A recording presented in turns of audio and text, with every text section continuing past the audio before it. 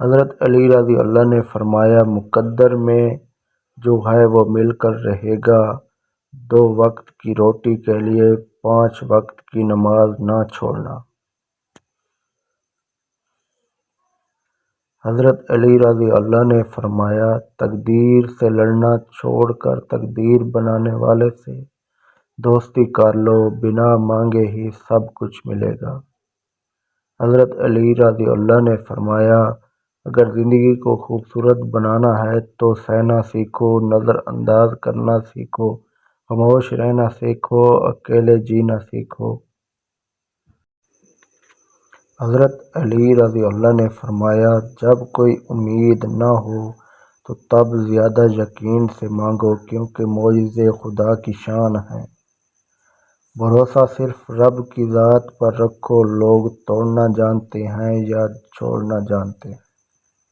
حضرت علی رضی اللہ نے فرمایا انسان کا بہترین ساتھی اس کی صحت ہے، اگر صحت اس کے ساتھ چھوڑ جائے تو ہر رشتے کے لیے بوجھ بن جائے گا۔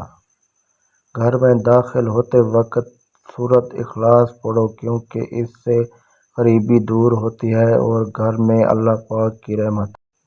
حضرت علی رضی اللہ نے فرمایا اگر تمہیں کم عمر میں ہی بہت پریشانیاں آ رہی ہیں تو سمجھ لینا تمہارا رب تمہیں بہت نوازنے والا ہے۔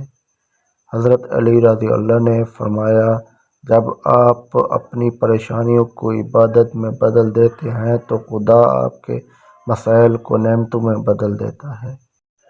حضرت علی رضی اللہ نے فرمایا اللہ کی رحمت سے کبھی نا امید نہ ہونا، کل کا دن آج سے بہتر ہوگا۔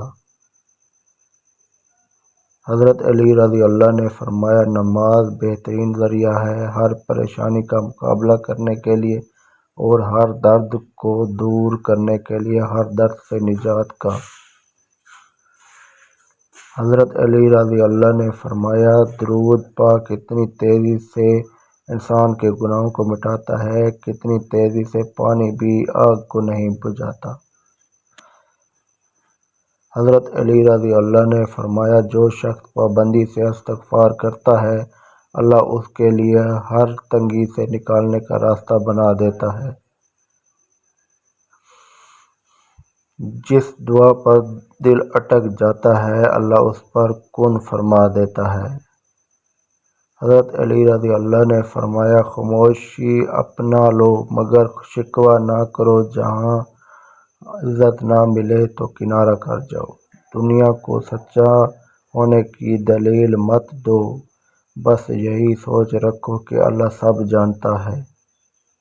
حضرت علی رضی اللہ نے فرمایا جب دل گھبرائے تو الم نشرح پڑھ لیا کرو، بے شک ہر مشکل کے بعد آسانی ہے۔ حضرت علی رضی اللہ نے فرمایا زندگی میں 2 لوگوں پر تبصرہ نہ کرو، جن کو چن لو اور جن کو چھوڑ دو۔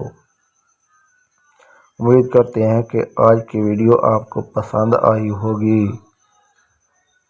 ہمارے چینل کو لائک، شیئر، سبسکرائب ضرور کر دیں۔ اللہ حافظ، اللہ آپ کو خوش رکھے، آمین۔